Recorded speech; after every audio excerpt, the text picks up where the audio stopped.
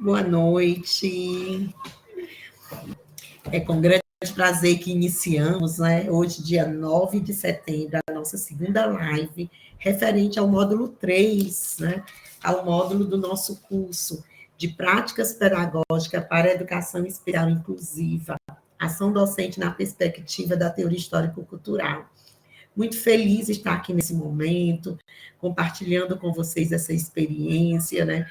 Nós vamos ter uma noite de grandes reflexões, de pensar sobre, né, como essa aprendizagem pode acontecer, como é que o sujeito aprende, né? Então, isso é super importante para que nós possamos dar essa continuidade, né? Eu sou a professora Robéria, sou coordenadora, né? Estou como coordenadora do curso, e aí, junto com vocês, trilhando essa caminhada, né? Eu sou uma mulher, sou uma mulher negra não retinta, tenho cabelos no ombro, estou usando óculos, um vestido azul colorido, com brincos, e super feliz em estar nesse momento aqui, né? Esse momento, fazermos aquilo que a gente mais gosta de fazer. Como professora, nós gostamos de estar aprendendo cada vez mais, né? Então, essa noite nós temos aqui a Marisa, que é a nossa intérprete, né? A Marisa é uma mulher de pele clara, né? Os cabelos curtos, está enrolada, usando óculos, ela tá com um macacão preto, né? E hoje vai estar com a gente aqui, né? Fazendo a interpretação, sendo a nossa intérprete dessa live. E quero agradecer a presença de todos os cursistas, dos municípios que trabalham em parceria, a presença de vocês, de cada cursista, dos nossos tutores presenciais, dos nossos tutores de turma, né, do apoio que nós temos da Universidade Federal do Ceará, junto com o Ministério da Educação, o Grupo Renafor, principalmente o apoio do nosso Centro de Formação com a professora Geni Lustosa, né? Então, esse curso faz parte do Centro de Formação em Educação Especial e Formação de Professores, que conduz todas essas ações pedagógicas que estão acontecendo aqui, né? Também quero agradecer os nossos colaboradores, a nossa equipe pedagógica, sempre está por trás das câmeras, mas sempre está trabalhando aqui. A Nayara, a Adriana, a professora Liz, né, esse grupo todo que está junto com vocês para que isso tudo possa acontecer. Para completar, melhorar, fazer com que essa noite se torne momento de reflexões, nós convidamos, né, o professor Guilherme de Almeida Prazeres, né, o professor que foi autor do módulo, escreveu o módulo, junto com o professor Pedro Lucas, e aí ele vem hoje, nessa noite, para fazer com que a gente reflita um pouquinho, né, sobre Vygotsky e a educação inclusiva, da defectologia à abordagem histórico-cultural. Então, temos as leituras obrigatórias no fórum, que remetem sobre esse assunto, e agora a oportunidade de ouvir, né, de refletir, pensar sobre esses processos estão acontecendo, né? Sobre as concepções de aprendizagem que faz. Então, professor Guilherme, seja bem-vindo nessa noite. Muito obrigado, professora Robéria, pelo carinho, pela acolhida. É uma alegria estar aqui com vocês.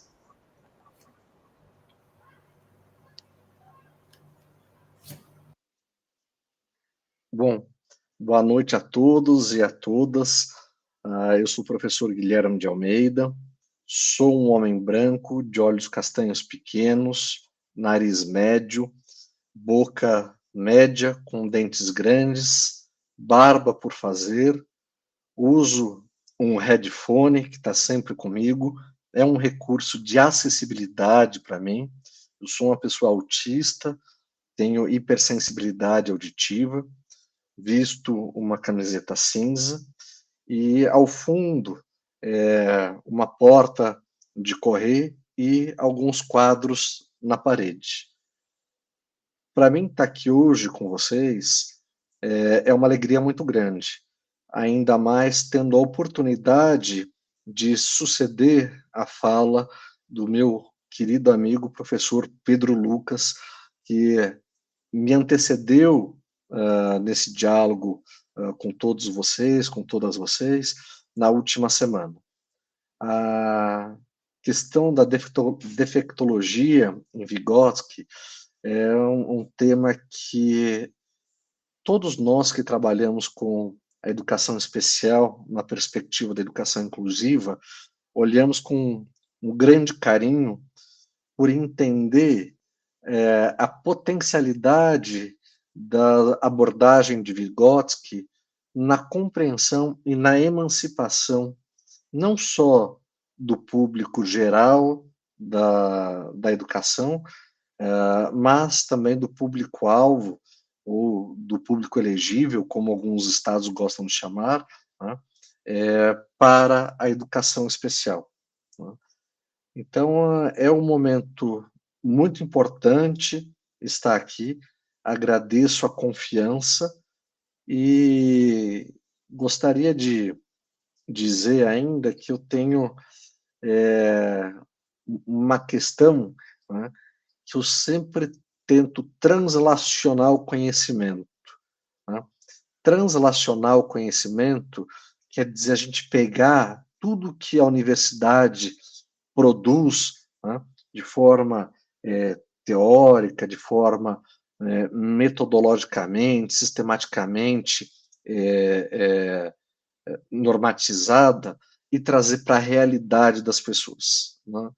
Eu acho que o Brasil tem desafios e a gente não pode se dar ao luxo, né, de não trazer para a realidade tudo que se produz do ponto de vista de conhecimento e que pode ser transformador e que pode ter um potencial muito grande junto aos educadores, especialmente da educação básica, né, em questões que são tão desafiadoras como é a educação especial.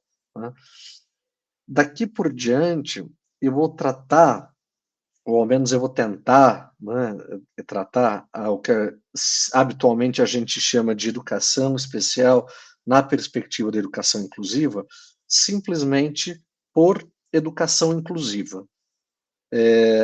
O termo educação especial, ele fica, né, ele se mantém muito mais como uma herança de quando existia ali os primeiros referenciais de atendimento, né, para um determinado público, e que foi cunhado o termo excepcionais, né, e a escola especial era uma escola de exceção, uma escola de segregação, né, e muitas vezes isso confunde, porque essa escola especial, essa escola de segregação, ela já não faz mais sentido em 2025.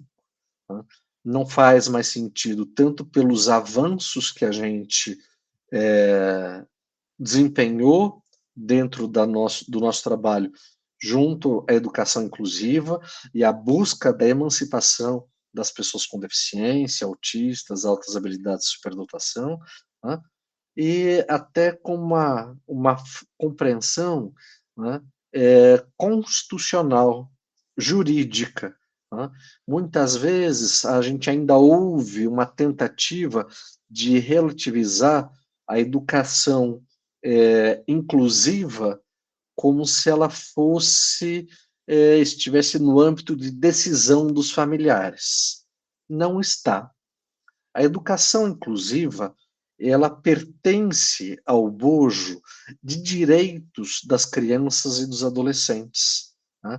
Ela faz parte dos direitos fundamentais. O que são direitos fundamentais?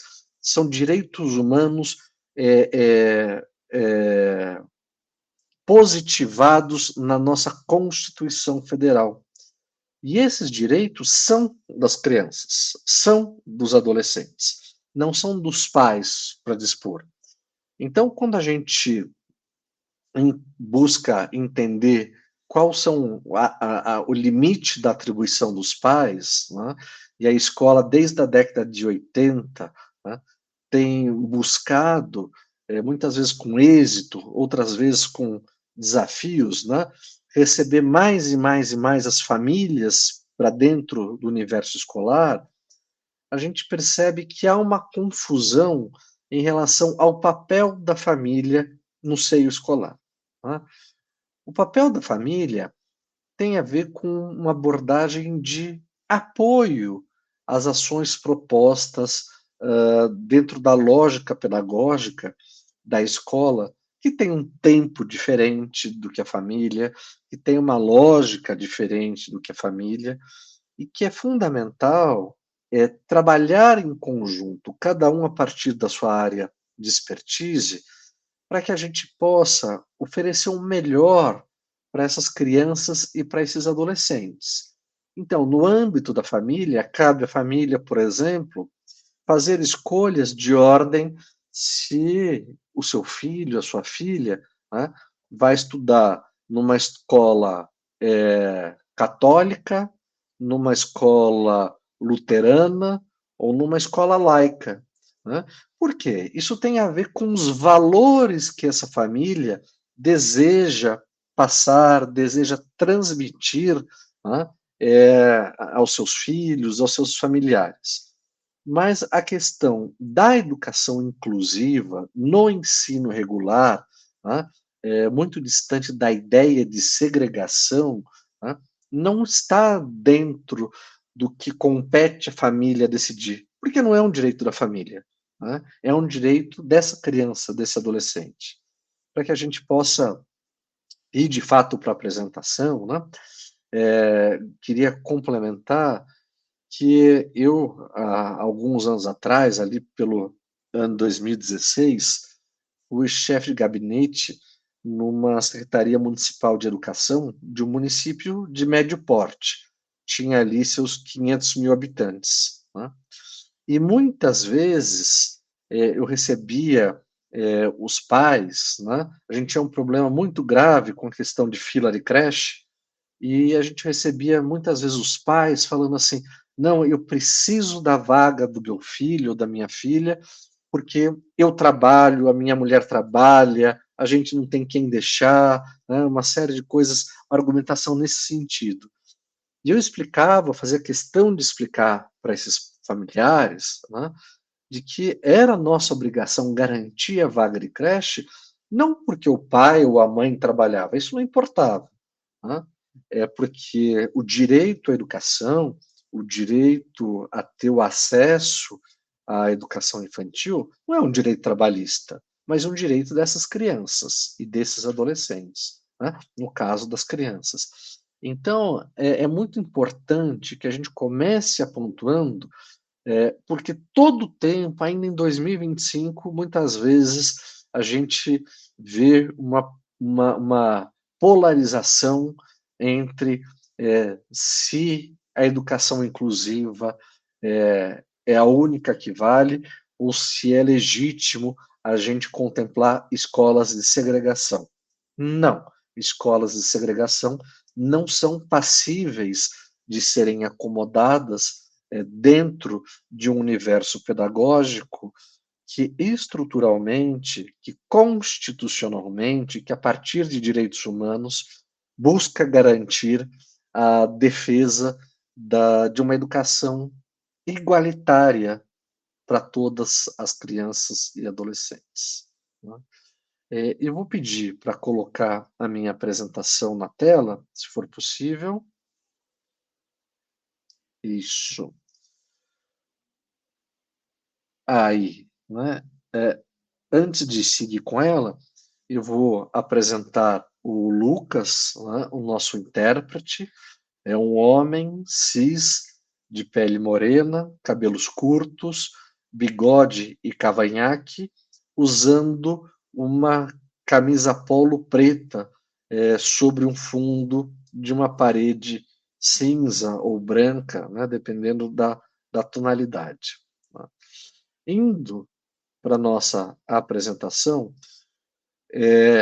queria me apresentar para além da questão do que se pode ver, né, o que eu já mencionei em relação à minha aparência, né, e eu sou um homem de 43 anos, né, fiz a minha graduação em Direito na PUC do Paraná, mestrado e doutorado na Faculdade de Educação da Unicamp, a Universidade Estadual de Campinas. Eu faço parte do projeto de neurodiversidade da Universidade de Stanford, nos Estados Unidos. Sou presidente da Associação Nacional para a Inclusão das Pessoas Autistas e até poucos dias atrás eu compunha o Conselho Nacional de Justiça, dentro do seu Comitê dos Direitos da Pessoa com Deficiência no âmbito judicial. A apresentação, que vai ser padrão ao longo desse nosso encontro, ela tem na sua margem direita um acabamento verde bandeira, amarelo e azul.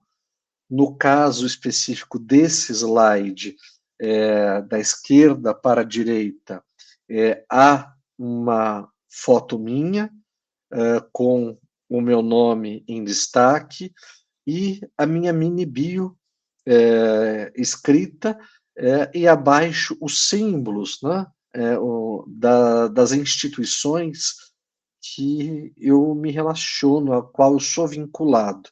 Né. Isso, gente, e como eu falei, gosto sempre de trazer para a prática, é uma estratégia de inclusão. Né? Vamos falar aqui de um segmento de uma população autista nas salas de aula, né? E trabalhar com as imagens para um grupo de pessoas autistas é uma estratégia fundamental para garantir maior compreensão e clareza daquilo que está sendo colocado enquanto informação. Mas pergunto a vocês, só uma pessoa autista se beneficia dessa estratégia? Não. Qualquer pessoa, né, que muitas vezes tenham desafios em relação à alfabetização, desafios em relação a uma linguagem um pouco mais elaborada, né, vendo minha foto, meu nome ali e os símbolos dessas instituições, né, as logomarcas dessas instituições, de alguma forma presume esse meu relacionamento, esse meu vínculo com essas entidades. Né? Esse trabalho ele pode ser feito e povoar, né, qualquer ação que a gente vai fazer, e isso não entra no âmbito de adaptações, mas entra no âmbito de planejamento. Dentro da educação inclusiva, muito se fala em adaptar. Né? Eu tenho um olhar que você adapta quando você não conseguiu incluir. Né? Mas muitas vezes esse não conseguir incluir, não conseguir garantir acessibilidade, está muito mais ligado a uma falta de planejamento do que uma impossibilidade real de fazer com que seja possível tornar uma aula mais acessível, né? Vejamos, aqui nós temos toda a questão de acessibilidade, com intérpretes de Libras, estamos trabalhando com imagens de forma a suplementar, né, esse encontro expositivo, e ao mesmo tempo eu vou fazendo a descrição do que há na tela. Percebam, né, de que para além de uma adaptação, quando de repente me surge, eu fiquei sabendo que tem uma pessoa cega nos acompanhando. Eu não preciso ser informado disso, né? Eu não preciso fazer isso especificamente nesse caso. É uma aula online que está sendo transmitida e vai ficar depois disponível na internet. É o meu compromisso enquanto educador, enquanto pesquisador da educação inclusiva, né, é ter um determinado padrão de comportamento que me exige o quê? Me exige planejamento. Né? Então, eu acho que essa é uma das primeiras questões antes de chegar propriamente no tema da nossa aula, né? Provavelmente vocês vão ver algumas coisas aqui que vocês viram na aula com o professor Pedro Lucas. Né? O professor Pedro Lucas é um dos grandes especialistas em Vygotsky, né? É um grande pesquisador, um grande admirador. Né? Então, eu vou tentar, de alguma forma, talvez lembrar algumas coisas que ele trouxe na última aula, para que a gente possa, então, avançar para uma abordagem que eu entendo ser particularmente interessante quando a gente vai falar da inclusão. Vygotsky foi, dentro da tela apresentada, há uma foto em preto e branco de Vygotsky, do lado direito da tela, e à esquerda há alguns tópicos, né, onde é declarado ali que ele é um psicólogo soviético, nascido em 1896, lembrando, né, que é anterior ao nascimento dele à Revolução Russa, né, então ele teve uma vida que foi permeada por grandes transformações na realidade russa czarista para a universidade, para a realidade soviética, né? E trago alguns valores, né, que a gente vai perceber ao longo da pesquisa e dos trabalhos deixados por Vygotsky. Como? Né, que para ele o ser humano não se desenvolve apenas pela biologia. Né? O fator biológico, ele consta e ele está presente, mas não é uma coisa que aconteça de forma desagregada dos relacionamentos humanos, das mediações e dos contextos. Tá? Ele também tem, dentro desses princípios da defesa do que Vygotsky trabalhou, que o desenvolvimento psicológico depende da interação com a cultura. Essa cultura são o quê? Símbolos, linguagem, práticas sociais. Muitas vezes, né, determinados segmentos da população entendem a cultura como se fosse apenas aquele extrato em que uma elite intelectual tem acesso. Né? Mas todo grupo tem uma cultura, toda pessoa está inserida dentro de uma cultura. Né? A cultura é o conjunto de crenças que nós temos, é o conjunto de valores que nós temos, é o conjunto de desejos que nós temos, né?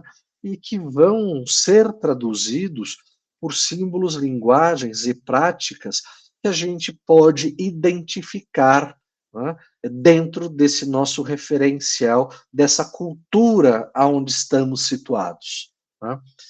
Vygotsky ainda entende que a criança se transforma ao apropriar-se dos instrumentos culturais disponíveis no seu meio. Né? Então, vamos pensar que uma criança, em uma realidade de uma realidade indígena, né, é diferente porque ela está culturalmente situada num lugar distinto de uma criança que vive na zona urbana, ou de uma criança que vive em espaços quilombolas, né, ou mesmo em espaços, territórios rurais. Então, os seus referenciais são outros, são distintos. E com isso a gente quer dizer o quê? Que a comunicação, por exemplo, de uma família, de uma criança situada numa região urbana, é mais importante, é mais válida ou é mais refinada do que a cultura de uma criança quilombola? Não, de modo algum. Né? Mas ela vai ter referenciais diferentes, muitas vezes para dizer a mesma coisa, com os mesmos significados, mas com formas diferentes. Isso traz para a gente uma reflexão, quando a gente tem o público-alvo da educação especial em perspectiva, né, que muitas vezes os símbolos, a linguagem, os sinais que habitualmente são utilizados para transmitir determinadas mensagens, né, não são compreendidas ou não são transmitidas por essas pessoas, né, da mesma forma que um grupo homogêneo. Né? Então, a gente vai poder compreender que, tanto quanto a linguagem ou os símbolos que nós atribuímos valor, é importante compreender para essa criança, para esse grupo que eu me destino o meu trabalho, né, quais são os símbolos, quais são os significados, quais são os sinais e o que eles representam para essa determinada comunidade.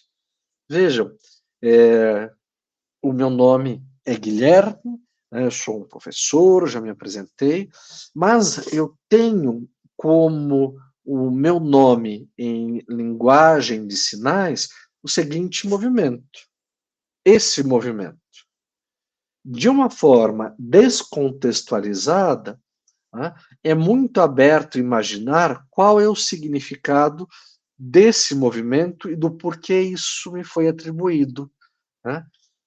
Mas à medida que vocês me conhecem e conhecem os contextos, as relações que eu tive ao longo da minha vida, eu posso contar para vocês, né, que quando eu era criança, eu fazia o movimento de flapping, né, que é muito comum em crianças autistas, quando falta o repertório, quando existe uma ansiedade, né, ou um desejo de transmitir uma mensagem. Então, essa sinalização, que de uma forma descontextualizadas, vocês poderiam imaginar uma série de coisas, mas contextualizada está o significado real e vocês compreendem a partir de agora o que eu quero dizer quando eu faço isso e por que esse símbolo me representa. Tá?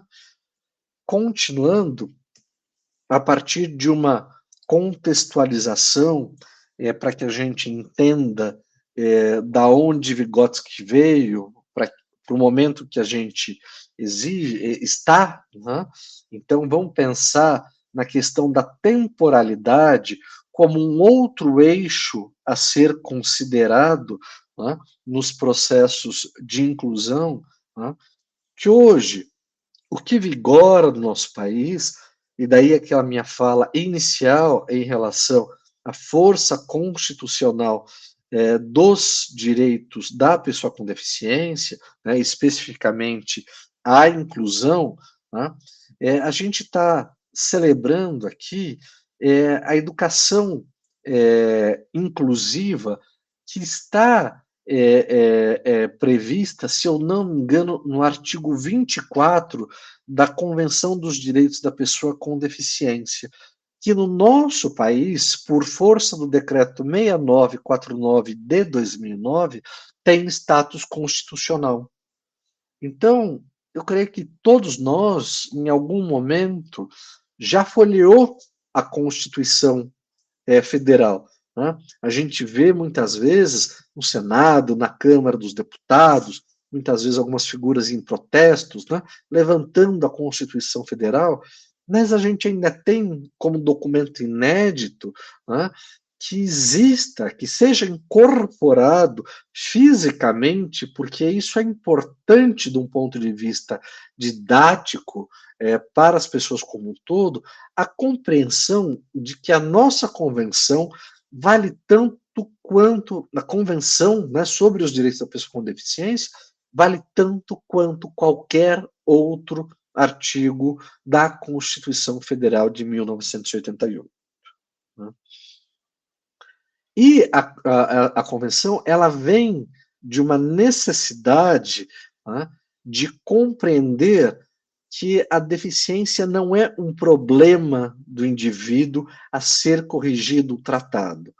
E isso já era tratado por Vygotsky, né, lá no século XIX, para o século XX, né, ele já tinha esse olhar.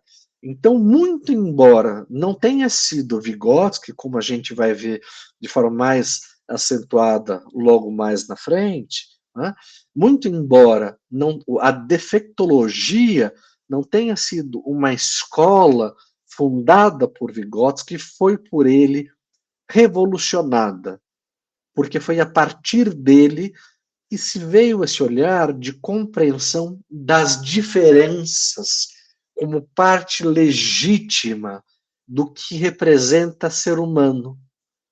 Então, percebam, né, a genialidade de um sujeito que aí, dos quase 200 anos atrás, né, 150 anos atrás, já tinha esse olhar de uma forma muito maduro, muito evoluído acerca dos desafios que eram representados para pessoas com determinadas particularidades que a Convenção dos Direitos da Pessoa com Deficiência vai chamar de me fugiu o termo, mas já vem, que vai chamar de impedimentos, né? E que para mim é um termo problemático, porque muitas pessoas entendem o termo impedimento como sinônimo da diferença, perdão, como sinônimo da deficiência, quando, na verdade, a deficiência ela só vai se materializar com esses impedimentos que eu prefiro chamar de singularidades, particularidades, necessidades específicas com determinadas barreiras. Né?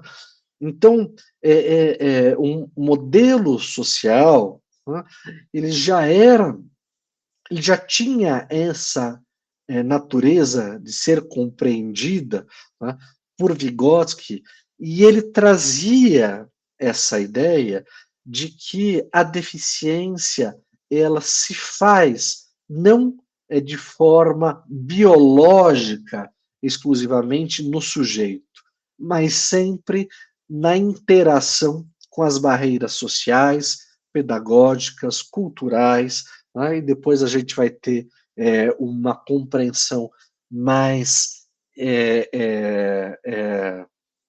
desenvolvida, né, em relação a barreiras arquitetônicas, a barreiras comunicacionais, a barreiras tecnológicas, a barreiras ambientais, como a gente tem hoje. Né? Ou seja, a dificuldade, né, o defeito, que diz da onde vem o termo defectologia, né, não estava apenas na criança, apenas no sujeito com uma particularidade que não representava uma maioria de um determinado padrão do que se imaginava ser normal, né? Mas, acima de tudo, para uma sociedade despreparada para contemplar essa criança, esse adolescente, esse adulto, esse idoso, né, com uma diferente forma de ser, com um diferente corpo, uma diferente forma de performar em sociedade, né? Então, Vygotsky, ele rompe essa visão reducionista da deficiência como falta e percebam, mais uma vez destacando a genialidade, né, porque ainda hoje, em pleno 2025, a dificuldade que é em romper, mesmo nos meios pedagógicos, né, a ideia de que uma criança surda, uma criança cega, uma criança com síndrome de Down, com déficit intelectual, é muito mais do que os seus déficits, né? Ela é todo um universo de potencialidades, mas a gente, dentro dessa nossa cultura, se conformou em olhar para a diferença como um déficit. Existe uma pesquisa de uma pesquisadora doutoranda da Universidade de Lisboa, que ela tem a pesquisa de doutorado dela, eu não me lembro o título completo, mas ela provoca uma questão de que a diferença é apenas um outro nome para aquilo que não é a branquitude. Né? Então, essa percepção de diferença enquanto déficit é sempre atrelado à ideia do que não é homem, do que não é masculino, do que não é branco, do que não é cisgênero, do que a gente compreende como muitas vezes heterossexual, né? E que performa fisicamente e intelectualmente como uma maioria de outras pessoas, né? E Vygotsky traz de uma forma muito contundente, né, essa questão de que não se deve olhar apenas para o que essa criança, do que esse sujeito não consegue, do que ele não é capaz, mas sim das suas potencialidades. Estou eu aqui conversando com vocês na qualidade de formador, tenho um histórico acadêmico do qual me orgulho, sou vinculado a uma das melhores universidades do país, do Brasil, a Unicamp, faço parte de um projeto de pesquisa na Universidade de Stanford, uma das 3 melhores do mundo, e eu sou absolutamente incapaz de escrever em letra cursiva. Eu sou absolutamente incapaz de dar um nó no cadarço do meu tênis. Eu tenho uma dificuldade atroz de comer com garfo e faca. O meu irmão, que é 4 anos mais novo do que eu, aprendeu isso antes de mim. Tá? Eu só fui aprender a fazer minha própria higiene com 10, 11 anos de idade, né? Ou seja, muito mais tarde do que a maioria das pessoas, né? Do que dos meus pares ali. Então, vocês percebam que o olhar que se tinha sobre mim era um olhar contraditório. Ao mesmo tempo, uma criança inteligente, né, porque eu não tinha tantos desafios do ponto de vista de aprendizado, mas eu tinha desafios do ponto de vista de compreensão do outro, de brincar, que para mim, né, deveria ser, né, no nosso imaginário, coisa mais natural e orgânica do mundo, uma criança brincar com a outra, né? Eu não sabia o que fazer. E isso me congelava, e isso impedia que eu me articulasse junto aos meus pares, ou seja, junto às outras crianças. E sucesso escolar para uma criança, o que que é? Não é atingir as metas imaginadas por um adulto. Sucesso escolar para uma criança é sentimento de pertencimento, né? É ser compreendida como um sujeito integral, né? Como um sujeito omnilateral. Seguindo aqui um pouquinho, tradicionalmente se apresenta o termo, a terminologia defectologia, né?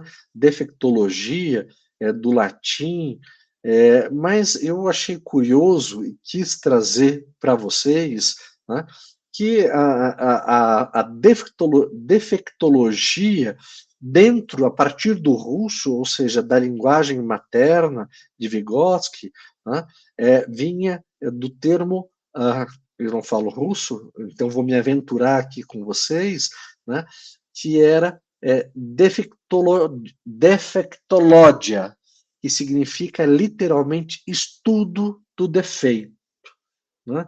Então percebam uma ciência, vamos dizer assim, toda pautada para estudar o defeito, e aparece Vygotsky rompendo essa ideia de que não é defeito, de que a deficiência não é sinônimo de incapacidade, de que a diferença não é falha. E isso é de uma riqueza e é algo que a gente tenta fazer valer até hoje. Né? Vamos pensar que vivemos num país racista ainda, né? E que existe uma imensa parte da nossa população que vê pessoas pretas e pardas como inferiores, né? E isso tem um viés estritamente cultural, né? Nessa perspectiva de que a diferença de um modelo norteador é uma falta, é uma falha, né? Então percebam a riqueza do trabalho de Vygotsky, não só com a possibilidade de ser implementado no campo do que a gente chama habitualmente, por tradição, de educação especial, mas na compreensão do outro, ou na compreensão do todo, né? Porque me parece minimamente ingênuo um professor que entre numa sala de aula e espera encontrar o mesmo padrão de aluno sentado nas suas cadeiras, né, dentro da sua sala. O padrão do aluno é ser uma população diversa, é ser uma população diferente, é ser uma população com diversas origens, com diversos sonhos, com diversos desejos, com diversos desafios, né? Onde cada um vai ser um sujeito, um universo, né? E que vai fazer parte de um universo, perdão, de um planeta, de um sistema que vai fazer parte de um universo coletivo quando a gente acolhe, quando a gente inclui, quando a gente percebe no outro uma igualdade em quê? Uma igualdade em dignidade humana. Somos todos diferentes, emanentemente diferentes. A professora Maria Teresa Mantuan, né, ela trabalha a inclusão a partir dessa lógica de Deleuze, ou Deleuze, né, sobre a filosofia da diferença, onde cada sujeito é percebido intrinsecamente como diferente um do outro, né? Então a pessoa com deficiência não é nada mais, nada menos do que uma outra pessoa diferente do que cada um de nós que estamos compartilhando esse momento né? E que vai ter particularidades diferentes para que se alcance um ideal de igualdade. Né? Então a gente tem uma igualdade que exclui, mas a gente também tem uma igualdade que acolhe, que contempla, e é essa a grande ideia da Política Nacional de Educação Especial na Perspectiva da Educação Inclusiva de 2008, né, quando ela foi fundada. Bom,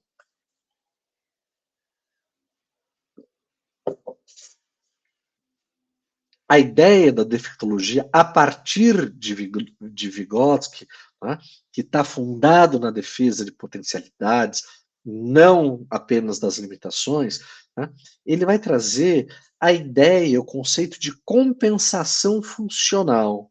Né? E eu trago aqui alguns exemplos do que seria essa compensação funcional. Né? Uma criança surda pode desenvolver mais intensamente a percepção visual e gestual, não como substituição, porque ela nunca vai ter substituído, por mais como que eu posso dizer, acurado, né, que seja o seu tato, que seja a sua visão, mas isso não vai substituir um outro sentido. Né? Mas ela vai, de alguma forma, poder compensar funcionalmente e poder participar do mundo como todos os outros a partir do momento que determinadas estruturas são garantidas.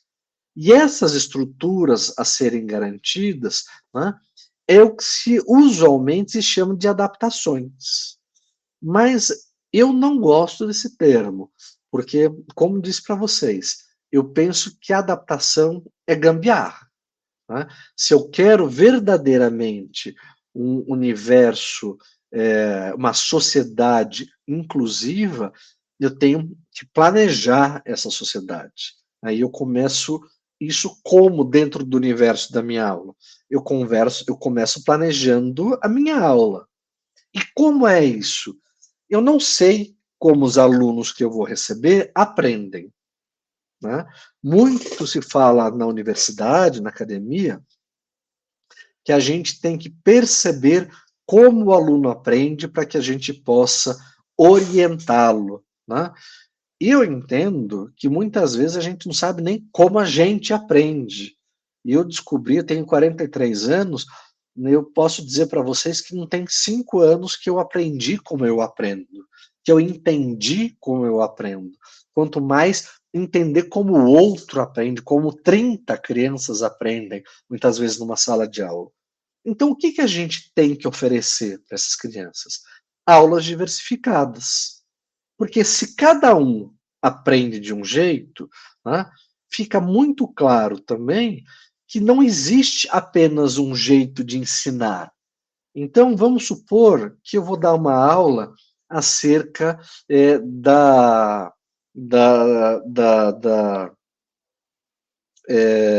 do círculo da água, né,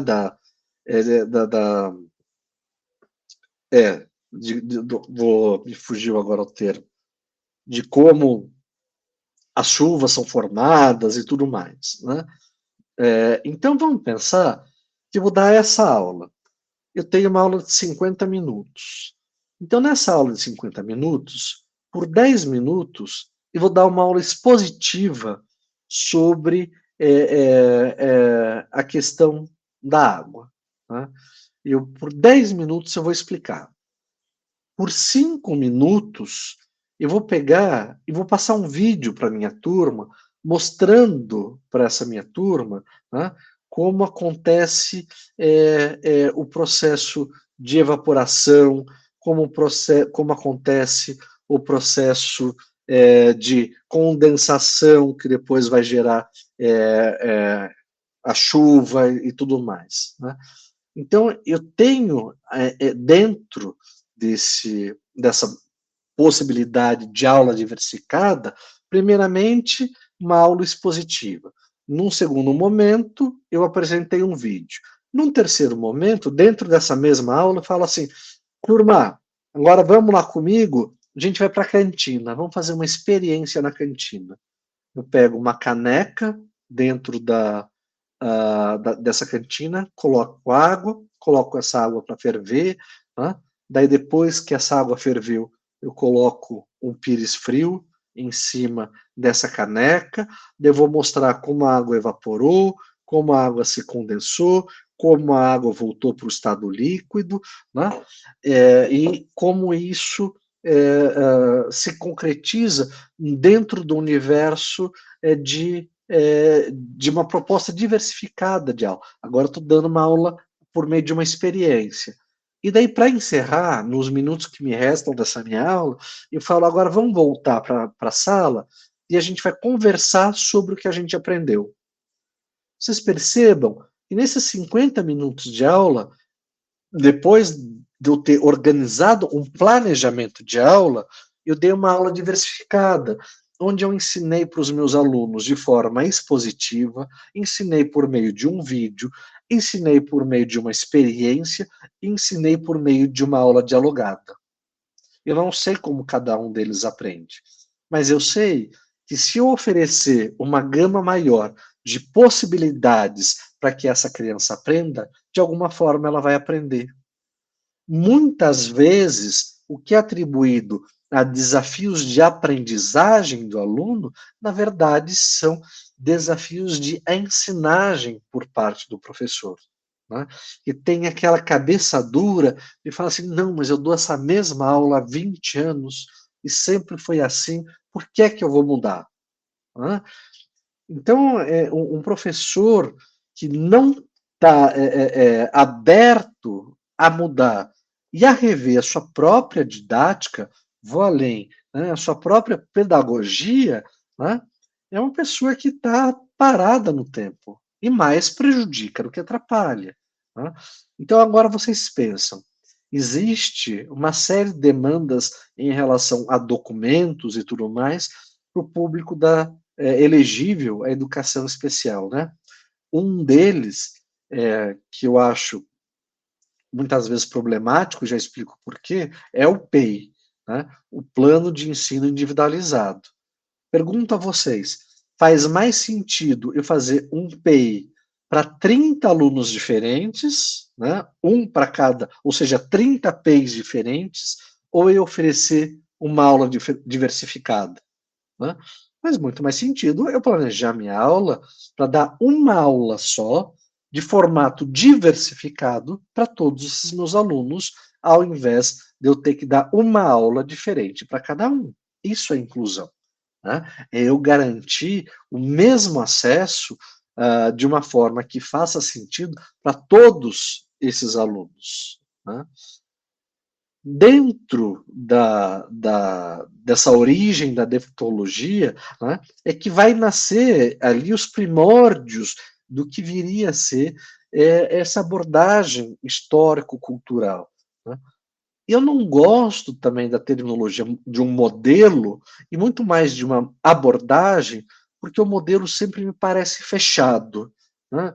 E uma abordagem que tem um viés de compreender a historicidade, ou seja, o tempo, e a cultura, ou seja, as diferenças, a diversificidade, diversidade,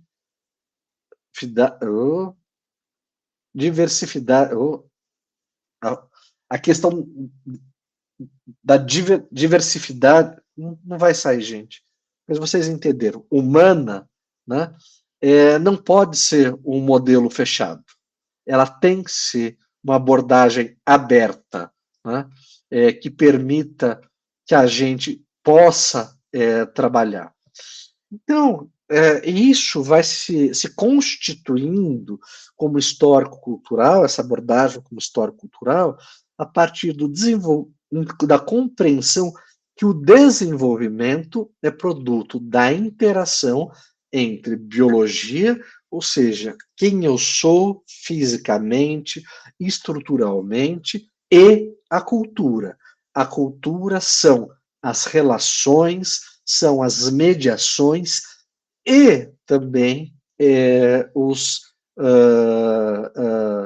ambientes, né, nos quais eu estou submetido. Né. A gente vai considerar que o ser humano é produtor e produto de cultura. Mesmo uma criança recém-nascida, se a gente for pensar pela lógica do marco legal da primeira infância, ele já nasce influenciado pela cultura, porque o que ele vai, essa criança, esse bebê, né, nascitura, recém-nascido, vai ter experimentado ainda no útero materno, vai influenciar quem ele vai ser como sujeito ao longo da sua vida, né? A compreensão de que funções psicológicas superiores emergem pela mediação social e não biológica, né? Então, isso quer dizer o quê? Que eu ensino um aluno, que uma criança, que ele não pode jogar esse copo de água no chão, né? Vai quebrar o copo, ele vai poder se machucar, vai estragar, isso daqui é fruto de um trabalho, né? E que ele possa compreender esse processo, e compreendendo o processo, ele não vai simplesmente decorar, né, que ele não se joga o copo de água, mas ele vai poder ter essa perspectiva crítica, ainda que muito tenra e muito ingênua, de que existe uma série de coisas envolvidas no simples ato de eu jogar um copo de água no chão, né? E cada vez as questões que cercam esse sujeito vão ganhando mais e mais complexidade à medida que se avança dentro do processo de escolarização, né? A gente sempre vai ter o outro, o adulto, o par mais experiente, a cultura, que é um mediador indispensável. Veja o meu exemplo, eu tenho 43 anos, e eu entendi que usar um headphone com cancelador de ruído me permite ocupar espaços que tradicionalmente me fariam mal. Então hoje eu posso ocupar o supermercado, eu vou ao cinema, eu vou ao shopping, eu vou ter aulas, né? E vou fazer um universo de coisas, né, a partir dessa referência de que a experiência da minha vida me possibilitou e que eu entendesse que isso é um recurso de acessibilidade. Uma criança, ela não tem esse acervo para que ela possa compreender isso como um todo. Então, cabe a mim, enquanto adulto, fazer essa mediação para que esse aprendizado que eu fiz por meio da experiência, por meio de outros estudos, possa ser transmitido a essa criança para que isso faça sentido dentro da vida dela e, a partir desse sentido, ela se beneficie. E ela entenda que isso daqui não é só para ouvir música, como é para a maior parte das pessoas que não tem uma hipersensibilidade auditiva, né? Mas dentro da minha cultura e do meu grau de significação que eu ofereci a esse objeto, né, isso é um recurso de acessibilidade. Então, o Vygotsky ele vai trazer essa abordagem dessa ideia sobre a experiência transformadora, que não necessariamente está incutida no sujeito, mas, na maior parte das vezes, no seu entorno, né? Dentro o slide que está sendo apresentado, eu trago uma imagem de uma planta murcha, quase morta, e de uma planta ali viçosa, bonita, verdinha, né? E com isso, que mensagem, que lição isso traz para a gente? Se eu tenho uma planta que não está se desenvolvendo bem, o que eu faço com ela, né?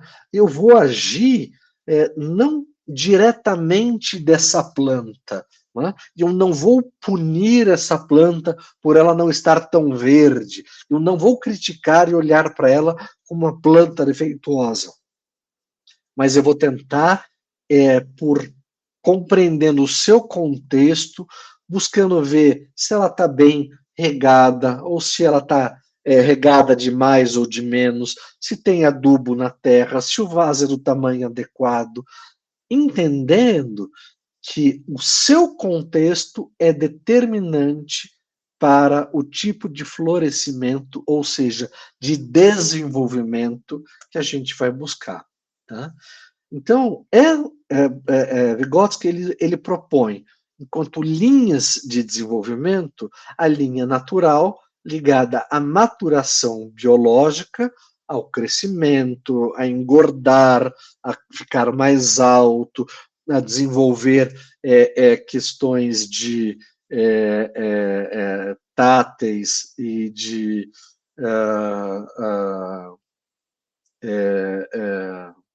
fugiu a palavra agora, motricidade, né?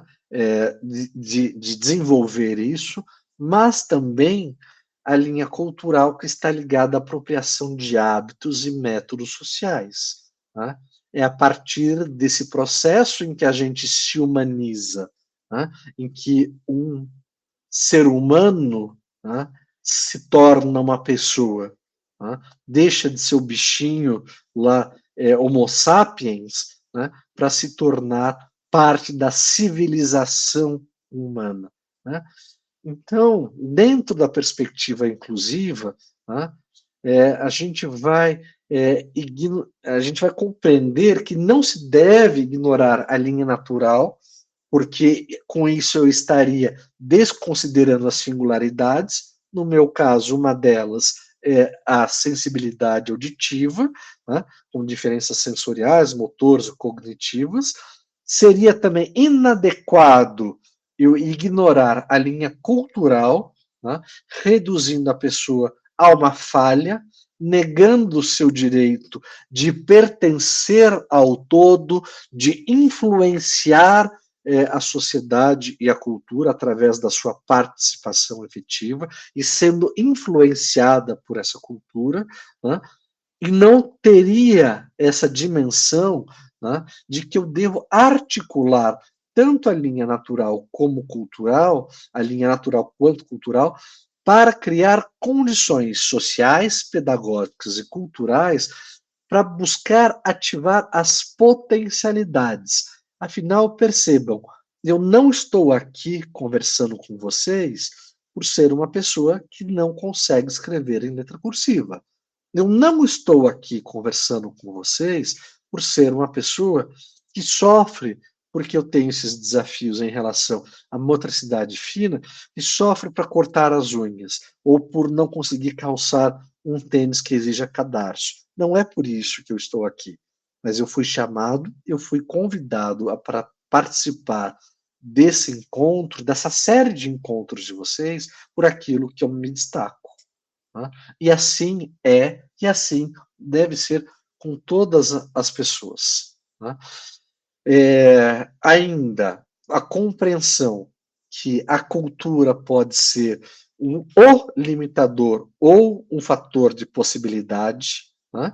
A cultura delimita o que é possível aprender, ou seja, eu só vou poder ter um grande pianista na minha cidade a partir do momento que eu possa oportunizar que haja um espaço de aprendizado em piano. Tá? Se eu não puder garantir isso, de forma inata, por mais que haja um talento ali dessa criança, né, se eu não oferecer condições, isso nunca vai aflorar. Tá? Então, é importante sempre buscar oferecer condições para o desenvolvimento do homem lateral. Tá? Em compreender que diferentes contextos geram diferentes percursos de desenvolvimento. Mais uma vez, né, uma criança dentro de um quilombo, dentro de uma aldeia indígena, dentro de um prédio na cidade grande, vão ter processos de desenvolvimento, percursos de desenvolvimento diferenciados, legítimos, mas diferenciados. Mas o que vem, a cultura que se sobrepõe, essa nossa cultura urbana, né? Vem falar assim, mas de que me serve o que um indígena pode me ensinar? De que me serve o que um uma pessoa quilombola pode me ensinar numa época onde a valorização do capital, as possibilidades de ascensão econômicas estão dentro de um universo que essas pessoas, eu cogito que não dominem, mas eu, por estar numa cidade, domino. Né? Então, aqui a gente está falando de uma outra questão, né? Que é a justiça cognitiva.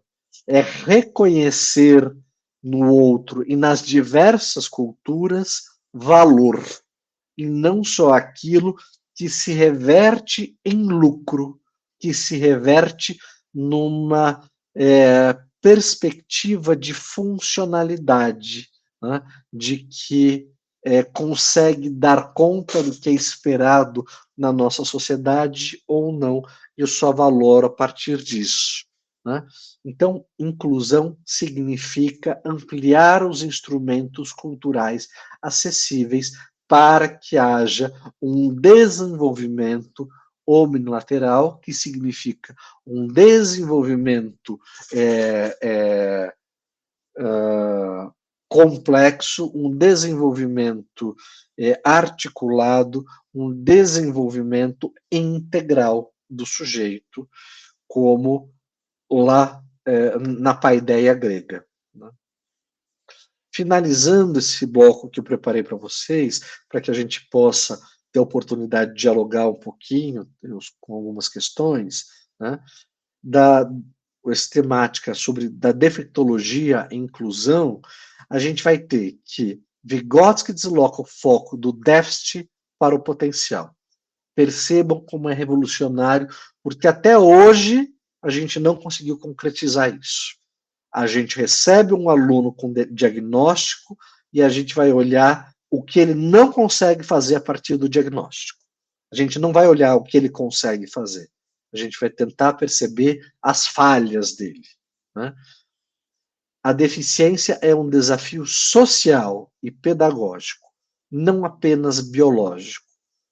Tanto quanto uma postura antirracista é fundamental da minha parte, enquanto homem branco, é fundamental que a sociedade como um todo se articule para o rompimento desse estereótipo de que uma pessoa com deficiência não tem nada a contribuir. Né? Essa visão de Vygotsky antecipa princípios da educação inclusiva contemporânea, e percebam que aqui é muito claro a ideia de educação inclusiva, não apenas educação especial. Por quê? Na Europa, a ideia de educação inclusiva, ela não nasceu para o atendimento de crianças e adolescentes com algum tipo de deficiência, autistas, altas habilidades e superdotação, mas ela nasceu, sim, para atender aquele público imenso de imigrantes e imigrantes com as mais diferentes línguas que chegavam às redes de ensino e precisavam ser contempladas. Né? Com uma língua completamente diferente, com uma cultura completamente diferente, né? E essa é também uma das bases do desenho universal de aprendizagem. Né? Eu queria trazer ainda, né, a importância da mediação social em Vygotsky. Né? Esse é um dos temas fundantes do trabalho de Vygotsky, né, que diz que a aprendizagem acontece primeiro no social, depois no individual. Isso quer dizer o quê? Primeiro a criança é ensinada e daí depois ela tira suas próprias conclusões. Né? Então, primeiro o adulto nomeia e orienta. Olha aqui, preste atenção, faça nessa ordem. Né? E a partir dessas instruções, ele vai introjetar esses dados, essas informações, e depois, individualmente, sem a necessidade dessa figura de mediador ou de colaborador, ele vai poder compreender e tomar as suas próprias decisões, Olha que coisa revolucionária. A gente está falando de autonomia. Autonomia. Serve para quem? Para todas as crianças, especialmente as crianças e adolescentes, público-alvo da educação especial. Tá? A gente vai entender que o desenvolvimento não é linear nem automático, tá? Que muitas coisas estão além das capacidades num determinado momento para algumas crianças, mas isso não significa que isso seja inalcançável. Eu vejo muitas vezes, né, no caso do autismo em específico, submeterem uma criança a meses, fios, né, a 20, 40 horas de terapia por semana, né, e daí vem o pai, vem a mãe, e fala assim, nossa, veja como ele se desenvolveu. E eu me pergunto, mas não é o que é esperado de uma criança que recebe estímulos e apoio que ela se desenvolva?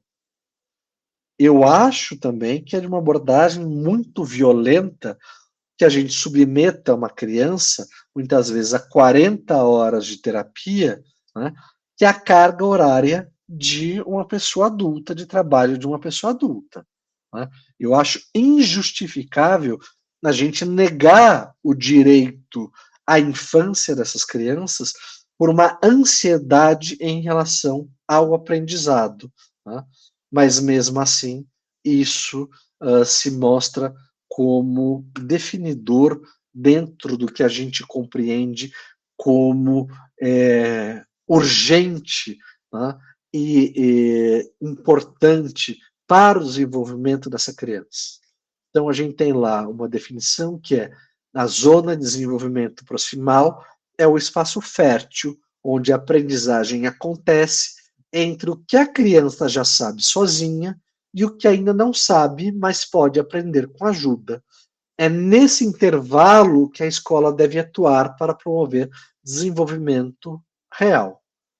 A escola é um facilitador, ela deve ser a estrutura que mais acredita no desenvolvimento dessas crianças. Né?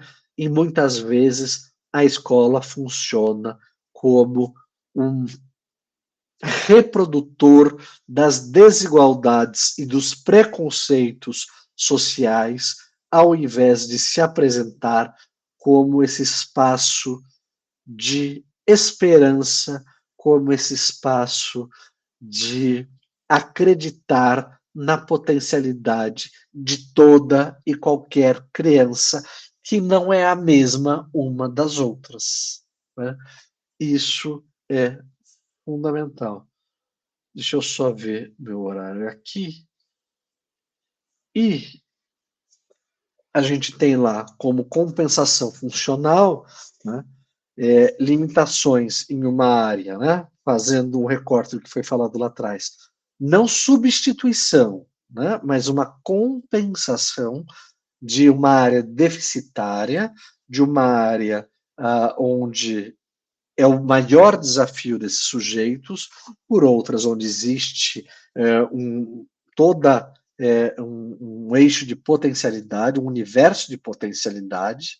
Né? Educação inclusiva é estimular potencialidades alternativas e garantir o processo de humanização e hominização de todos os sujeitos. Né? Bernard Charlot não trabalha exatamente com esse recorte, né? Ele trabalha muito mais com a ideia das populações vulnerabilizadas indígenas, LGBTQIA+, de pessoas pretas e pardas, mas eu compreendo, né, de que essa ideia de que pode ser utilizado dentro dessas nossas populações vulnerabilizadas, que tem um diagnóstico como selo, como marca, né, pode ser muito importante.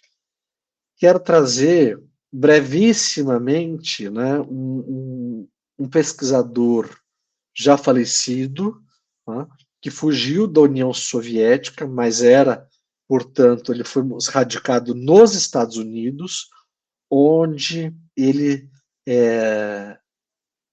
desenvolveu no sentido de categorizou melhor, né, os sistemas de influência que vão afetar o desenvolvimento dessas crianças. Desenvolvimentos situados em níveis, num microsistema, que é a nossa casa, a nossa escola, no mesosistema, que é na relação entre casa e escola, no exosistema, por exemplo, no escritório, no trabalho do pai ou da mãe dessa criança, que vai influenciar o suporte que essa criança vai ter dentro de casa e na escola, e no macrosistema, que diz respeito às políticas públicas existentes, ao preconceito existente, às questões culturalmente não só adjacentes, mas inseridas num universo maior onde estamos. No nosso caso, a gente pode falar do nosso país, né? Cada um desses contextos influencia o sujeito de forma articulada com os outros sistemas. A inclusão ela vai depender da transformação de todos esses níveis. Muitas vezes a gente acha, né, e uma grande preocupação minha hoje é em relação à avaliação biopsicossocial, que a avaliação biopsicossocial, tal qual a avaliação biomédica, ela compreende que a barreira ela se situa onde o sujeito tropeça, né? Ou seja, ali no micro e no mesosistema, quando muitas vezes a falta de políticas públicas ou políticas públicas equivocadas ou o preconceito é que são os verdadeiras barreiras nas quais um determinado sujeito vai ser desafiado, né? Eu trago aqui um gráfico, né, para maior compreensão, está ali na centralidade o indivíduo e seus aspectos biológicos, sexo, idade, saúde, etc. Em saúde, não é a melhor categorização, mas a gente coloca a questão da deficiência, dos transtornos. O microsistema, né, onde está envolto ali, envolve a escola, amigos, área de lazer do bairro, grupo da igreja, serviços de saúde, família. O mesosistema, onde todos esses espaços se comunicam, o exosistema, amigos da família, ou seja, não estão dentro, mas influenciam, vizinhos, serviços legais, serviços de assistência social, mídia de massa, né? Um pouco mais expandido, atitudes e ideologias culturais, ali no macrosistema, e a gente pode incluir as legislações, né? E percebam que todos perpassados pelo tempo, né? Então, vamos pensar que hoje, né, muito embora eu tenha 40 anos e muito mais recursos de expertise, eu também fui muito mais ferido, estou muito mais cansado por ter que superar essas barreiras. Então, considerar o tempo histórico do sujeito e onde a gente está inserido é fundamental para a compreensão das necessidades e particularidades de cada um desses sujeitos. Gente, eu não sei se extrapolei o tempo, mas fico aqui à disposição, caso haja alguma questão, alguma coisa que de alguma forma eu possa contribuir.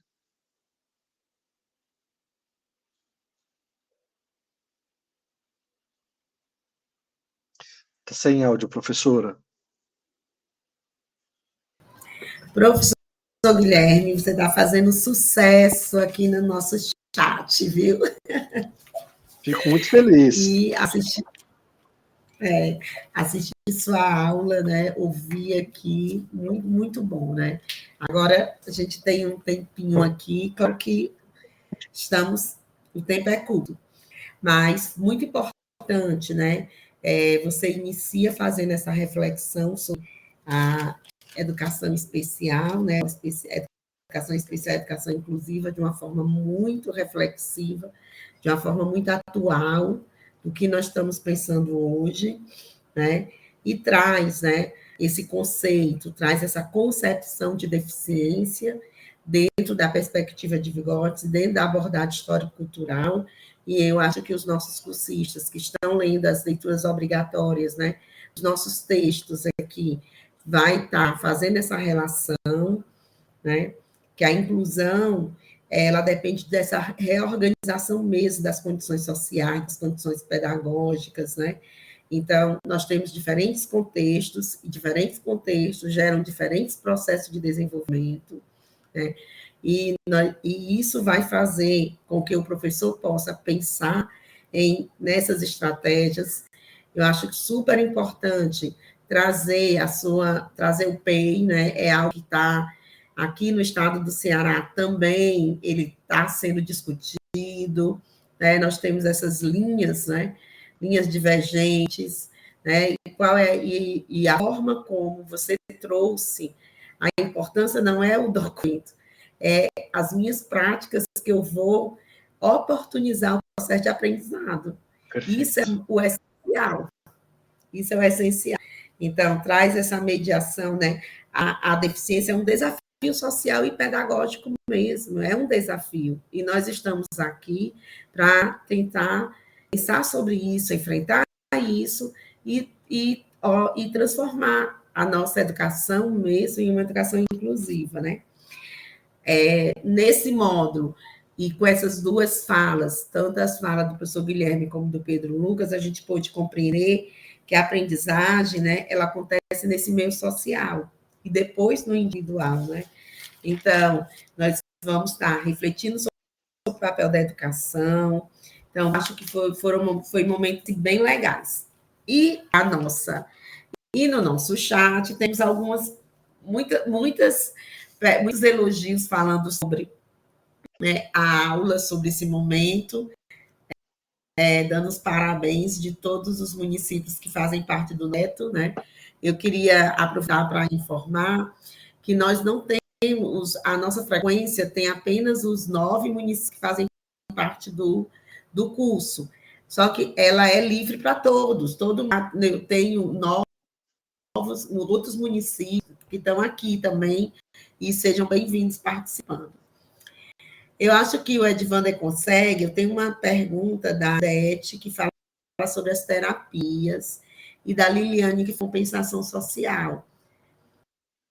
Se você consegue colocar, Nildete. Ela fala, eu lembro que ela falou, no caso de uma carga horária maior de terapias, como relatado por você, seria correto?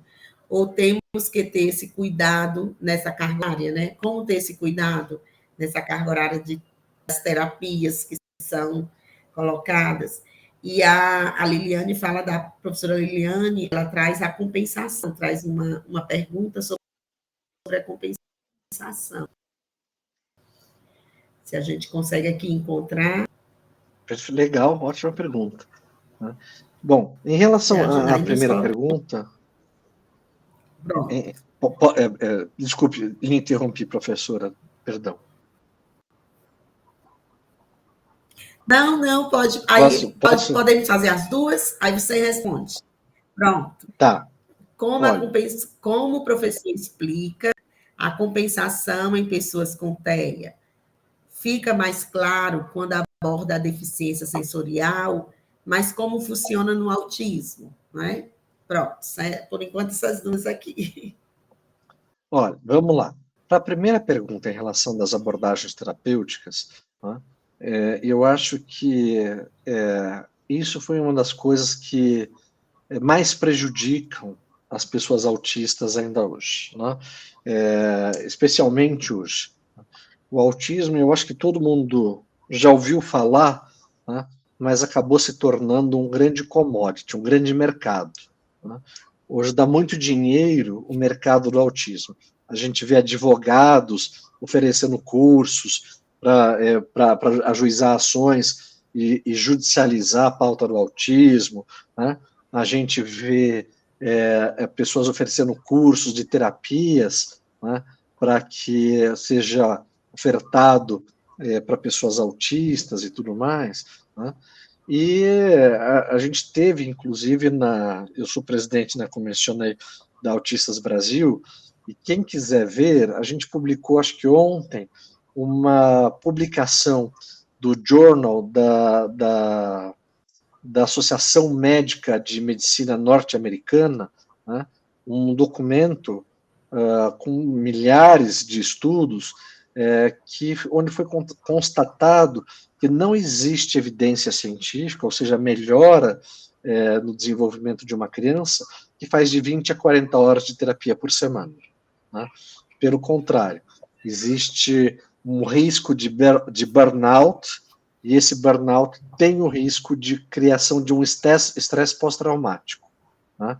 Então, muitas clínicas, muitos profissionais da saúde, né, têm feito um diagnóstico em apenas uma consulta, e nessa consulta, de uma forma muito, posso até dizer, negligente, né, mas visando um lucro, dá o diagnóstico da criança, fala que ela precisa de 40 horas de aba e que precisa de um profissional de apoio na sala de aula. Quando a decisão acerca desse profissional de apoio na sala de aula é uma decisão pedagógica, é uma decisão do atendimento educacional especializado a partir do estudo de caso, né? A gente tem até uma nota técnica da CECADI de 2014, se eu não me engano, né, que ela fala que para se tornar público da educação especial, né, não é necessário um laudo, é necessário que o atendimento educacional especializado ele perceba os desafios que aquela criança enfrenta, inclusive para receber a matrícula em dobro, tá? Então, os pais e as mães acabam sendo vítima de um terrorismo muito grande de que se não fizer essas 40 horas, o filho não vai se desenvolver e tudo mais, mas não existe evidência científica para isso. Então, fiquem muito tranquilos e tranquilas em relação a isso. Outra coisa, terapia não entra na escola. A gente não pode negar à criança o direito à educação, porque a gente supõe que o direito ao tratamento tenha um grau hierárquico maior. Não. A gente tem que garantir o direito à escola, o direito à infância. A gente vê crianças de 0 a 3 anos tendo a infância negada para fazer terapia, para ser tratada. E esse tratamento não é voltado para o desenvolvimento ou qualidade de vida dessa criança, mas especialmente para ela se conformar e se portar de uma forma esperada, né? E vou contar aqui uma coisa para vocês. Eu falei que o meu símbolo em Libras, o meu nome em Libras, é isso, né, esse sinal que vem do flapping que eu fazia quando era criança. Quando eu era criança, meus pais falavam assim, não faz assim com a mão, não é coisa de homem. Eu nem entendia o que queria dizer coisa de homem, né? Mas para eles, o que os outros iam pensar? Então não se buscava uma qualidade de vida para mim, se buscava buscar uma normalização em relação ao que os outros podem pensar. Esse era o maior problema. E isso ainda permanece na nossa sociedade. Em relação, então, assim, temos que nos preocupar, não podemos deixar a escola ser um puxado de uma clínica. Quando uma criança está na escola, ela é aluno, ela não é paciente. Tem o diagnóstico que tiver. A criança na escola é sempre um estudante, é sempre um aluno, nunca paciente. Isso a gente tem que ter muito claro. E eu acho que é importante, em relação à segunda pergunta, achei muito oportuno, né, a gente compreender quais são os desafios de uma pessoa autista, né? Então, boa parte desses desafios, das barreiras que a gente vive, estão na ordem da questão da percepção da sensibilidade em relação a sons, em relação ao olfato, em relação a esse tipo de coisa. Né? Agora, outra questão que faz, mas isso não faz parte dos critérios diagnósticos. Então, pode ser que uma pessoa seja autista e tenha hipersensibilidades ou hipossensibilidades ou não. Mas faz parte do diagnóstico, por exemplo, a questão do hiperfoco, né? Da rigidez cognitiva. Eu posso usar essa rigidez cognitiva como um problema, ou eu posso trazer isso para a minha prática pedagógica, incluir esse hiperfoco dessa criança, desse adolescente, como um objeto que ele tem muito interesse, e utilizar isso como gancho para que ele possa se desenvolver em outras áreas. Vamos supor que eu tenho lá uma criança que tem hiperfoco em dinossauros. Né? Eu posso usar os dinossauros como medida, né? Então eu posso trabalhar matemática com eles, eu posso usar a cor dos dinossauros para trabalhar o que eu quiser com eles, eu posso trabalhar questões geográficas dos dinossauros, enfim, uma infinidade de coisas a partir dessa especificidade. Então, cabe a mim ver essa especificidade como um problema ou como uma estratégia.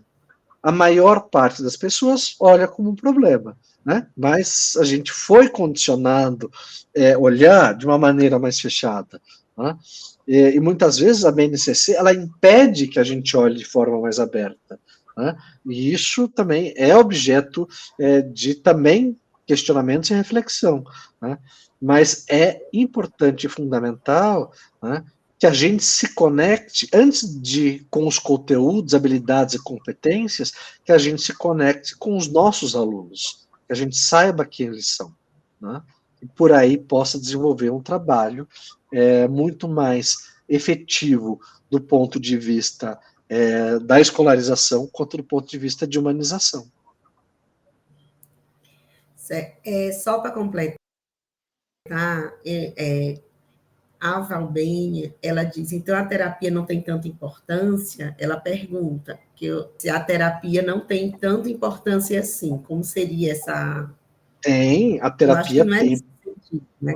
A terapia tem importância no campo da saúde, não no campo da educação. Da saúde. A gente não pode querer, né, eu imagino, espero eu, né, que a grande parte das pessoas que estão conosco, enquanto educadores, tenham feito licenciatura, tenham estudado pedagogia. A gente não é especialista no campo da saúde. Né? O nosso papel é sermos especialistas no campo da ensinagem, para garantir que essas crianças tenham chances. E muitas vezes eu vejo, muitas vezes eu trabalho com muitos municípios, né? Eu vejo muitos municípios trazendo para dar formação sobre educação inclusiva profissionais da saúde. O que um profissional da saúde compreende acerca de estratégias pedagógicas, acerca de processos de ensino? Né? Um profissional da saúde pode falar sobre questão de níveis de suporte, pode falar da questão de crises e tudo mais, mas o nosso trabalho é ensinar. Né? E eu ouço muitos professores falando assim, não, eu não me formei para isso. Para isso o quê? Para atender doente. Mas ninguém espera que ele seja um enfermeiro. A gente espera que ele seja um professor. É isso que é esperado. Então, hoje, né, há uma grande confusão, e muito em razão desses influencers, né, que vendem curso de aba, que vendem curso terapia, que colocou na cabeça dos professores, né, que eles não têm competência para ensinar crianças com deficiência. Tem sim, né? Tem sim, a gente não tem que ser especialista em autismo, assim como não tem que ser especialista em síndrome de Down, assim como não tem que ser especialista em qualquer outra condição. A gente tem que ser especialista em formas diversificadas de ensinar, de como conseguir chegar e comunicar o conhecimento aos nossos alunos. É esse o nosso trabalho. Né? Não é da terapia. Deixe a terapia para os profissionais da saúde, mas não dentro da nossa escola. Isso. Nós podemos fazer essa reflexão. Você, quando a gente chega na escola, Então, é como se a terapia hoje tivesse um papel central dentro da escola. Então, o clínico e o pedagógico, eles são a família, a estrutura, a escola, o clínico e o pedagógico são essenciais ao desenvolvimento do sujeito, mas Exato. cada um no seu lugar, cada um na sua Exatamente. parte. E Né? perceba, a gente está falando de trabalhar em rede. E aqui, muitas vezes se propõe de trabalhar em rede, quer dizer que a assistência social tem a sua parte, que a educação tem a sua parte, a saúde tem a sua parte, mas hoje eu percebo muitas vezes uma tentativa de substituir o direito à educação dessas crianças simplesmente por abordagens terapêuticas. Essas crianças têm o direito constitucional à educação. A gente não pode negar a essas crianças esse direito. É essa a grande questão. É direito dessas crianças. Né? E, mais uma vez, não é uma escolha nossa enquanto educador e não é uma escolha do profissional da saúde ou do familiar. Pensem, é tão absurdo, né? E muitas vezes colegas nossos educadores, professores, falam para a mãe, vão falar para a mãe, você devia dar Ritalina para o seu filho, você devia dar um remédio para o seu filho. Não é da sua competência isso, você não estudou para isso. Da mesma forma, um profissional da saúde não estudou pedagogia, não faz parte da formação dele, né, nos orientar acerca de como ensinar. Isso está numa outra dimensão, é uma outra ciência. Tá? Mas a gente não pode sucumbir à ideia de desvalorização da docência como se o nosso trabalho enquanto professores não seja nada. Tá? E o trabalho da saúde tivesse um status imenso.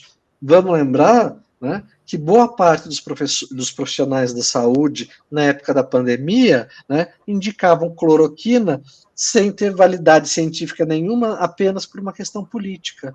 Né? Então, a gente tem que olhar com muito rigor técnico, muito rigor crítico, né, para que a gente reconheça nas nossas qualidades, os nossos desafios, possa atuar no limite das nossas potencialidades também, ao mesmo tempo que possa garantir que essa criança tenha, no campo da saúde, um atendimento digno, que tenha, dentro da sua casa, um alimento, um apoio da família. Né? Então, tudo isso importa, mas querer substituir ou achar que uma pessoa com deficiência ou uma pessoa autista é sempre um paciente, não. A gente tem outras dimensões na vida. Dimensão amorosa, afetiva, intelectual, sexual. Né? A gente não é só paciente. A gente é esse monte de coisa que nos constitui humanos, todos nós. Professor, meu Deus, tem vários aqui, acho que você tocou também, você tocou na medicalização, que isso é forte dentro da escola. Eu acho que a sua fala agora trouxe uma competência perfeita, né? Porque também chegamos na escola, também ouvimos muito, não, ele está irritado por conta que não tomou a medicalização, como se a medicalização fosse resolver todos os problemas.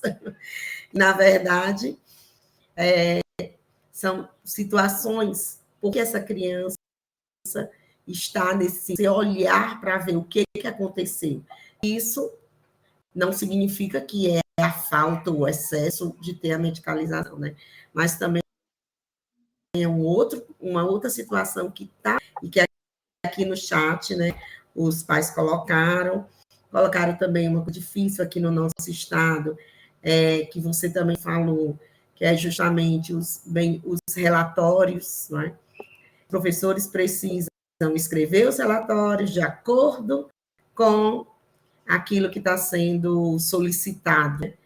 Então, são situações que entram na escola, mas nós temos como papel o pedagógico. O nosso papel é a sistematização do conhecimento, é as informações que estão ali. Então, a gente precisa, nós precisamos segurar e caminhar nessa linha, porque é oportunizar o processo de aprendizagem para todos os que estão ali dentro da escola. Né? Com certeza. As reações, infelizmente, entram, né? e entram na escola, prejudicam a escola, aí o papel da gestão da escola, da coordenadora, para estar ajudando, né, o professor nessa caminhada, de saber o seu papel e saber o que ele precisa fazer. Com certeza. Estamos chegando ao Inclusão é final. um trabalho coletivo, né, professora? Não se faz sozinho. Né? Já tem aquele ditado que diz que a gente, para educar uma criança, a gente precisa de uma tribo inteira. E é verdade, né? A gente precisa dessa comunhão, entender os nossos papéis, nos valorizarmos enquanto profissionais habilitados, nos dedicarmos para o nosso campo de estudo. E eu acho que a gente tem sofrido muito, né, ataques sobre a nossa competência, sobre a nossa dedicação, e eu posso dizer sem sombra de dúvida de que eu vejo os professores da educação pública brasileira com uma dedicação excepcional em relação ao atendimento e à preocupação em relação à inclusão. A escola particular, ela não inclui, mas a escola pública, as redes, os sistemas municipais estão muito engajados. E eu fico muito feliz de poder colaborar e estar aqui com tantos municípios fazendo essa formação tão importante, até esse horário, né, com esse vigor e com esse nível de participação. Agradeço imensamente a confiança, professora Robéria, a oportunidade, e conte sempre comigo, professora. Obrigada, estamos chegando aqui ao final, eu quero agradecer, né? Amanhã é dia de trabalho. Agradecer ao professor Guilherme, agradecer os nossos intérpretes, agradecer você que está aí, né, até essa hora aqui, compartilhando com a gente. E depois dessa live nós temos o módulo, vai continuar, né? Nós temos outros encontros, encontro presencial, então, para que a gente possa afunilar cada vez mais, né, o conhecimento. E o nosso grande objetivo com esse curso é fazer uma transformação no chão da escola, na prática pedagógica que eu atuo, que você atua, que você realiza. Então, a gente vai conseguir transformar, né? Como o professor Guilherme colocou, eu participei dos encontros presenciais nos municípios e como eu fiquei feliz, né, em ver realidades diferentes, vontades, desejo, o olhar do professor, o olhar de você que está aqui, para querer modificar a sua prática, querer oportunizar esse processo de aprendizagem dos alunos. Fico muito feliz. Agradeço todos os tutores que estão presentes até agora, aos colegas que estão aí atrás da câmera, né, Edvander, a todos os municípios parceiros, né, que estão dando esse apoio, ao Ministério da Educação, ao grupo do Renafor, porque só com essa parceria que a gente conseguiu chegar nos municípios, conseguiu trazer a faculdade mais próximo da escola, que é o nosso grande objetivo, que a faculdade pública ela possa estar dialogando com as escolas públicas. E esse curso está oportunizando esse momento, viu? Muito obrigada, gente. Professor, o senhor gostaria de falar? Só agradecer a oportunidade, me colocar à disposição, e queria muito poder participar desses encontros presenciais de vocês. Eu acho de uma riqueza maravilhosa, né, a gente ainda poder ter esses espaços também de troca presenciais. Nem sempre são possíveis, mas gostaria muito de poder participar mais e aprender mais com vocês, com esse trabalho lindo que vocês estão fazendo, com a Renafor, a professora Robéria, a professora Geni, a professora Sueli, maravilhosas aí da Universidade Federal do Ceará, que são referências para todo o Brasil. Obrigada, gente.